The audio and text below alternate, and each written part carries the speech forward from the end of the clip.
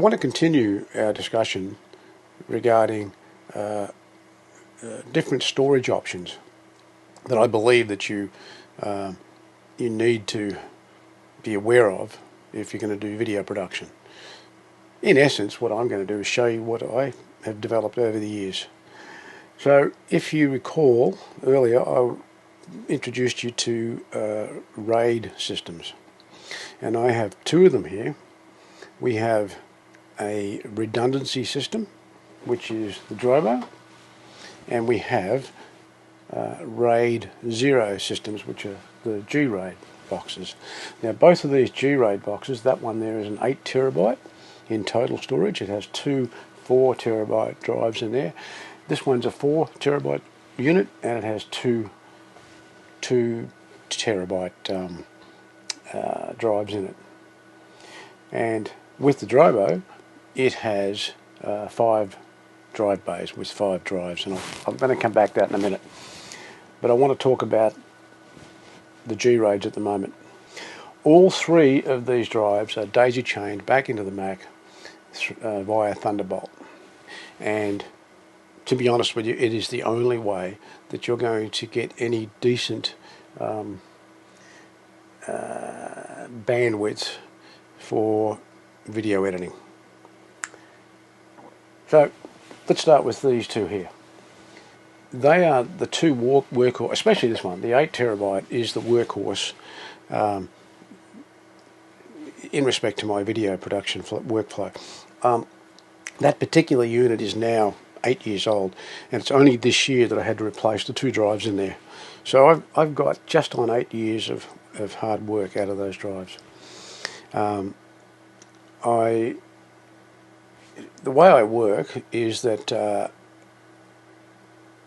I tend to use all my editing is done in ProRes. ProRes is a frame-based codec. It is perfect for editing. The overhead in respect to the processing that's required within the editing program is very low. It means that you can work on very large, long projects. Let's say you've got a project, you've been out and you've documented okay, you've seen some of my the motorbike races the vintage motorbike races that I've documented, and some of the documentaries I've made have been up to 2 hours in length. If I tried to document those using standard H.624 video, the poor machine would grind to a halt. Well, not literally, but it would slow right down. So that is the reason why I use ProRes. ProRes is designed for editing purposes.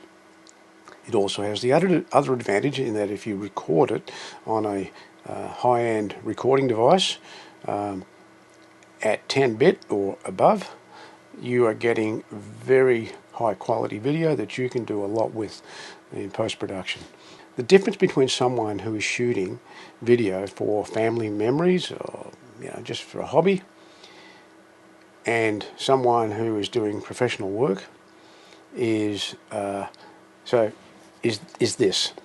When you're shooting for professional work, you will need to be able to process the video in many ways, and you need to have the data to be able to process it. And recording in ProRes at 10-bit and above will give you that ability. So if you are shooting your video with a camera and it's a H.264 or H.265, it is a highly compressed video, and as I explained earlier, it's using the GOP basis of compression, and that has a very high overhead of computer processing for editing programs to be able to work on that video, and that's fine for short videos. And don't forget that when you are recording for memories, all you really want to do is view the video. So these highly compressed GOP or GOP based formats are ideal for that. They will record and compress, which means you can store massive amounts of video for future viewing. Look, it makes sense. But as I said, I'm sorry. This is taking a bit of time, but I needed to explain this because there is a big difference. If you really are serious about wanting to produce something in very high quality, then your storage is going to blow out incredibly. So we come back to our devices. So the way I work is that I will go out and record using multiple cameras, and I'll bring the video back and I will load them onto probably this drive here on the 8 terabyte. That's usually my workhorse. At the same time, I then copy all the camera files over to another drive, which will be something like this. And so that's a backup for the raw files from the camera. I then create a project on here and import the video files into the project, and then I work on them.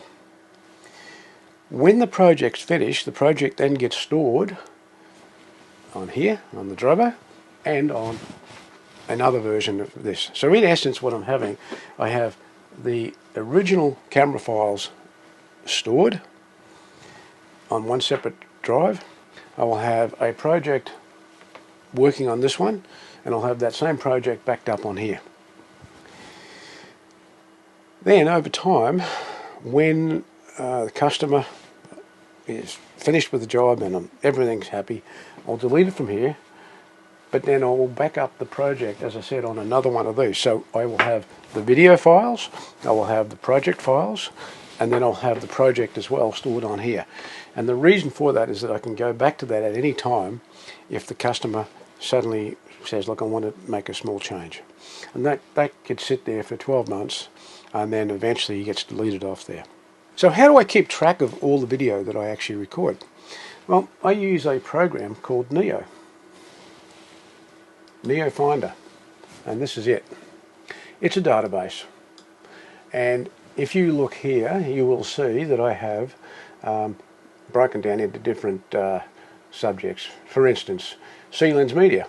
I have 4 drives, and those drives contain a lot of the stuff I'm doing here for YouTube, but other projects for my company. And now here we go. So this one here, Deakin University. I did quite a bit of work for them some years ago, and all their projects are stored here. And again for Monash University, same thing. I've got a whole heap of drives for that. But then I have what I call video backup drives. Now remember I said I will use a drive like this and I will back up the camera files. They are all on here. As they fill up, when they're finally filled up, plug them into the computer, and this program will scan this drive and create a database. So if you look at video, so that's my very first. When does that go back to? So there we go. Look at that, 2011 video files from 2011, right up to present day, 2021. And then I have another set of, within this database, video project backup drives. And here we go. Again, go right back to the first projects, 2011. Now, let me show you something. So if you want to find something, let's say we got heart failure. Hit that.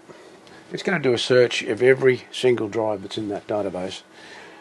And sure enough, here they come.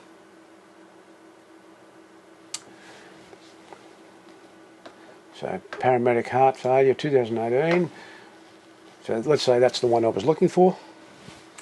And that's on CMAC 25, and then there's the actual path. And the path is Cabrini, so that was for Cabrini. Okay, so I go to that particular project, CMAC 25, and there it is. Cabrini, 8th of what's the name? That's where it is. I can go and grab the drive, plug it in, and copy those files. It's a fantastic system. I love it, and it has served me well. So I highly recommend it.